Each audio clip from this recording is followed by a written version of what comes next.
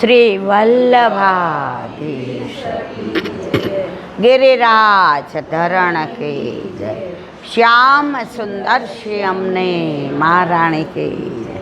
श्री गुसाई जी परम दयाल के जय। श्री गोकुल नाथ के जय।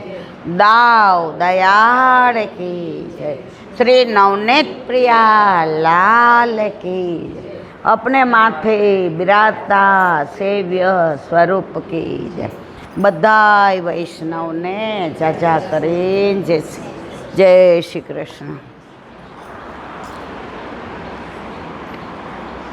દ્વારકા આવ્યા ત્યારના આપણે સૌરાષ્ટ્રમાં જ કાઠિયાવાડમાં જ તમને કાંઈ ફેર લાગે છે કાઠિયાવાડમાં ને ગુજરાતમાં?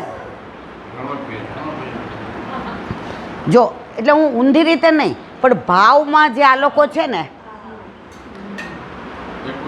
હા, દ્વારકાધીશે અહીંયા પધાર્યા, ડાકોરમાં નો રહ્યા, અહીં પધાર્યા, પછી એને જવાનું મન થયું અને પછી દુલાએ ગાયું, એકવાર ભગવાન તો ભૂલો પડ કાઠિયાવાડમાં, પણ તને જવાનું મન થાય ને તો કહેજે, એવું કાઠિયાવાડ.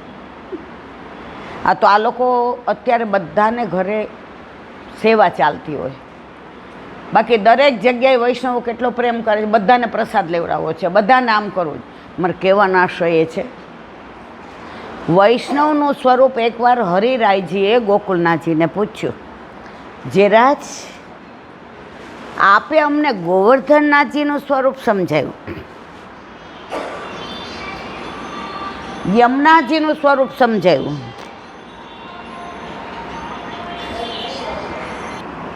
પરંતુ વૈષ્ણવનું સ્વરૂપ આપે અમને નથી સમજાવ્યું. ત્યારે ગોકુળનાથજીએ જવાબ આપ્યો ને, એ બધાય કાન ખોલીને સાંભળી લેજો. એક વાક્યમાં જવાબ દીધો, હરી હજી વૈષ્ણવના સ્વરૂપને હું જ નથી ઓળખી શક્યો તો તને કેવી રીતે કહું?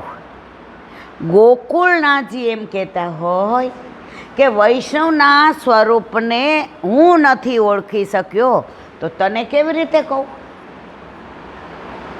તો એવું સ્વરૂપ વૈષ્ણવનું છે. પછી કોઈ મારા જેવા તામસ હોય, કોઈ રાજસ હોય, કોઈ સાત્વિક હોય, કોઈને ગુસ્સો આવતો હોય, કોઈનામાં દ્વેષ હોય, કોઈનામાં ક્લેશ હોય, કોઈનામાં પાપ હોય, કોઈનામાં પ્રપંચ હોય. મારા વાલા, મોરને બધાય સફેદ પીછા હોય તો કળા કરવી ગમે? હા ના તો કયો? બધા કલર છે તો કેવો આનંદ આવે છે. તો વલ્લભ નહીં, આપણે જેવા છીએ ને એવા ગમીએ છીએ, જરાય ચિંતા કરવાની જરૂર નથી. એકવાર રસખાનજીની સમાધિ કોણે જોઈ છે ગોકુળમાં? બહુ સુંદર છે, એમાં બધા વાક્યો લખ્યા છે ને, એકવાર તમે બધા મોબાઈલમાં લઈ આવવાના. બહુ સુંદર બધું લખ્યું છે, પણ સમજીએ તો. આપણે બધા કીર્તન ગાઈએ, યમનાષ્ટક કરીએ, ભાવના ખબર હોય, ઓલા પોપટને શીખવાડે ઘરવાળા, બિલાડી આવે તો ભાગી જવાય. શું શીખવાડે? બિલાડી આવે તો રોજ પૂછે, બોલ, બિલાડી આવે તો ભાગી જવાય. મોઢે થઈ ગયું. અને કોઈ પણ આવે એટલે કે જય શ્રી કૃષ્ણ, જય શ્રી કૃષ્ણ. બિલાડી આવી, જય શ્રી કૃષ્ણ, બિલાડી આવે તો ભાગી જવાય, એમ કરીને અંદર બેઠો રહ્યો. અર્થનો તો સમજો. બિલાડી કોળીઓ કરી ગઈ. તો આપણે અર્થ વિના કરીએ છીએ ને બધું, ભાવ નથી જાણતા. કાળરૂપી બિલાડી ક્યારે આવીને કોળીઓ કરી જાય છે તમને ને મને ખબર નથી પડતી. વાત કરતા હતા રસખાનજીની, ગોકુળમાં તમે રમણ રહેતી જાઓ, વચમાં રસખાનજીની સમાધિ આવે છે. અમે ગયે વર્ષે 2 એકલા ગયા હતા, એટલે આ કે હવે મને દોડાદોડ નહીં કરવી, જ્યાં જઈએ ને ત્યાં 2 કલાક બેસવાનું. એટલે અમે રસખાનજીની સમાધિ ગયા, પછી બહાર બેઠા બાકડા ઉપર. તો એક દાદા કાઠિયાવાડી બાજુમાં બેઠા, બટા મારા ઘરે 5 ગાયું છે, 5. તમને તો સમજાય નહીં, અમે સમજી જાય. મને એમ થયું આ શું કારણ વિનાનું કહે છે. આજ કોઈ આપણી બાજુમાં બેસીને એમ કહે કે 5 ગાયો છે, એટલે હું સમજી નહીં. પછી મેં કીધું હશે. કેમ 5 ગાયું છે તને ખબર છે? મેં કીધું ના. સાંભળ, આપણા ઘરે ઠાકોરજી બિરાજે તો 4 પુરુષાર્થ આપણું કાંઈ ન બગાડી લે. કયા? ધર્મ, અર્થ, કામ અને મોક્ષ.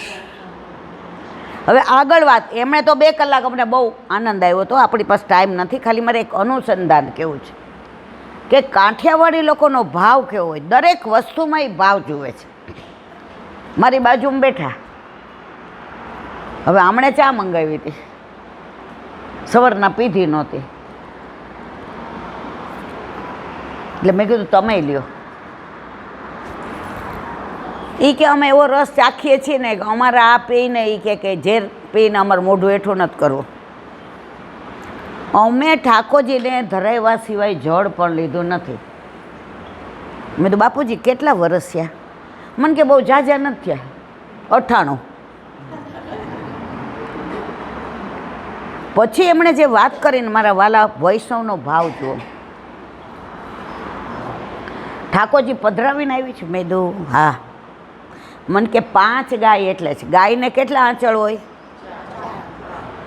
તો 4 આંચળમાં ધર્મ, અર્થ, કામ અને મોક્ષ. મેં કીધું પણ અમને ન સમજાણું. એ કે સાંભળ, ધર્મ બછડાને પહેલાં ધવડાવે એ શું કહેવાય? સમજાય છે બધાને? અર્થ આ બોઘેણામાં દોઈએ ને શું કહેવાય? વેચવા જાય ને, પણ પહેલાં શું કર્યું? બછરું પેટ ભરી લે પછી જ તમે બોઘેણામાં લ્યો અર્થ માટે. એ કે બીટિયા અત્યારે એવું થઈ ગયું છે ને, તમારું બોઘણું ભરાઈ જાય ને પછી તમે વધે ને તો તમે વાછેડા ને, એટલે તમારી ગાયું વહુકી જલ્દી જાય છે. વહુકી સમજી ગયા ને? આગળ મારે સમજાવવાની જરૂર નહીં ને. બીજું બધું ઘણું કીધું. મારે અત્યારે આપણી પાસે વિષય બીજો છે ને મને આ ગમ્યું એટલે મને. હવે અર્થ બોઘેણામાં દોવે છે. પહેલું આંચળ કોનું? ધર્મ એટલે વાછરડાનું. બીજું આંચળ કોનું? અર્થ, વેચવા જવાનું. કામ, કામ કયો? ખ્યાલ છે કોઈને? ધરતી આતુર હતી કે મારો કામ, મારું મનોરથ, મારી ઈચ્છા તૃપ્ત થાય કે નીચે ઠાકોરજીના હાથનું દૂધ પડે તો મારો બેડો પાર થઈ જાય. અને મોક્ષ કયો? ઠાકોરજી મોઢામાં જે લે. પછી પાછું આપણાથી રહેવાયું ને એટલે મેં તો 5મી ગાય છે એના માટે. 4ની ને 4 આંચળની તો તમે વાત કરી. 5મી ગાય છે એના માટે. 5મી ગાયને અમે નંદ બાવાની કહીએ છીએ. એનું દૂધ કોઈ દિવસ કોઈને દેવાનું નહીં, વેચવાનું નહીં, મેળવવાનું નહીં, મલાઈ ઉતારવાની નહીં. તો મેં કીધું કેટલું? તો મને કે ખાલી બટા 7 શેર 8 શેર નીકળે. ઓલા કાંઠિયાવાડીને હું જૂનવાણી 98 લીટર બી 7-8 શેર નીકળે. મેં તો તમે એટલું? મને કે ના એવું નહીં. અમારા ગામમાં જેટલા વૈષ્ણવ છે ને, સવારમાં બધાયને કોઈ બોઘેણામાં હું દઉં નહીં. એ 5મી ગાયનું દૂધ ગૈયાવાળું, એને જે લોટો લઈને આવ્યા હોય, કટોરી લઈને આવ્યા હોય, ઘરે જઈને એ જ ધરાવવાનું. એટલે બધાને ગૈયાવાળું દૂધ દેવા માટે 5મી ગાય છે. એ ગાયનું કોઈએ કશું બીજું કરવાનું નહીં. હવે આમાં વૈષ્ણવનું સ્વરૂપ શું આપણે જાણી શકીએ? બીજી એણે એક સરસ બહુ વાત કરી. આજે જ હું ને રીમા ઝાંપીજી કરતા હતા ને તો મેં એને કહ્યું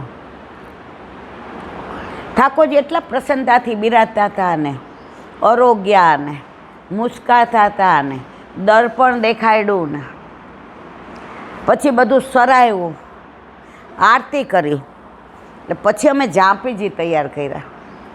તો જાણે ઠાકોરજીનું મુખારવિંદ એને મજા ન આવી. તો મેં રીમાને કીધું આનો ભાવ મને એક વૈષ્ણવે કીધો હતો. એ કે ઉભા રહ્યો પછી આપણે, મને પહેલાં તમે ભાવ કહી દો. એ દાદાએ જાપીજીનો ભાવ કીધો, બધાએ સાંભળવા જેવો છે. આ ક્યાંય ગ્રંથમાં ન લખેલું હોય મારવાલા. આખી ભાવના. મને કે દીકરા તું ઠાકોરજી પધરાવીને આવી છે? મેં કીધું હા. જાપીજીમાં? મેં કીધું થોડા હાથમાં લઈ આવે. એમણે સરસ કીધું, અમે ઠાકોરજીની જાપીજી તૈયાર કરીને તો અમારા ઠાકોરજીને મજા ન આવી, ઉદાસ થઈ ગયા. મેં દોરીમાં આજે મજામાં નથી ઠાકોરજી કીધું ને. મને એ દાદા યાદ આવ્યા. દીકરા જાપીજીમાં પધરાવસ ને ત્યારે અકળાવવાનું નહીં, મૂંઝાવાનું નહીં. એને વસુદેવજી જે ક્યાં પ્રગટ્યા હતા ઠાકોરજી? જેલમાં, મથુરામાં. પછી શેમાં લઈને આવ્યા? તો આપણે કાયમ કહેવાનું કે હાલો હવે જેલમાંથી ને, અને પછી તમે ઘરે લઈ જાઓ અને પછી ઠાકોરજીની પ્રસન્નતા જુઓ. એક નાની વાત કરીને મારે રસખાનની વાત કરવી છે.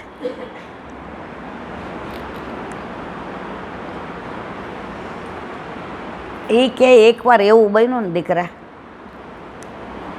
રાતના તારી માં લીલામ પહોંચી ગઈ, મને બોલાવે જ પણ હજી મારે વાર છે. મેં કીધું આ જોઉં તો આમ કયો, મને બોલાવે જ પણ મારે હજી વાર છે. હો પૂરા થાય ને એટલે મારા ઠાકોરજી યારે મારે હજી ક્રિકેટ રમવાનો છે. આપણે તેની સામું જ જોતા હતા ભાઈ. એટલે મેં કીધું કેવી રીતે ક્રિકેટ? ગાંડા જેવી છો, ગેડી દોડો. મેં તો બરાબર. એણે કેવી સરસ વાત કરી કે એકવાર એવું થયું બેટા, તારી બા, એટલે એ કાકાના મિસિસ હતા ને, અમારા કાંઠિયાવાડમાં એમ કે તારી બા એમ. એકવાર રાતના તારી બા 2 વાગે ઉઠી. એટલે અમારા ગામડામાં છે ને ઓલું ગારવાળું મકાન અને ઉપર નળિયા. ઓલી 5 ગાયમાં ઓલી ગાય ભાંભરવા માંડી. કઈ 5મી? મેં કરી વાત તને. એટલે આપણે તો એ કે બટા નાખોરા ઢળતા હતા, કાંઠિયાવાડી બોલે ને. તારી બા ઉઠી, ગાયને પંપાડી આવી. ગાય ચાટે, પૂંછડું ઊંચું કરે, આળોટે. બા કે શું થયું નંદિની? ગાયનું નામ નંદિની. પાણી દીધું, મોઢું ફેરવી લીધું. ઘાસ દીધું, મોઢું ફેરવી લીધું. માં જ્યાં ઠાકોરજી બિરાજતા હતા એ રૂમમાં આવ્યા. લાઇટનું કર્યું, ભાવ કેટલો ઊંચો. આવીને મંદિર પાસે બેઠા. 24 કલાક અપરસમાં. દીકરાને બહુ મુંબઈ રહેતા હતા. આવે એટલે બાજુના ઘરમાં રહે, અહીંથી ને લઈ જાય બટા, એનું એ કરે, મારા ને મારા ઠાકોરજીનું અમે કરીએ.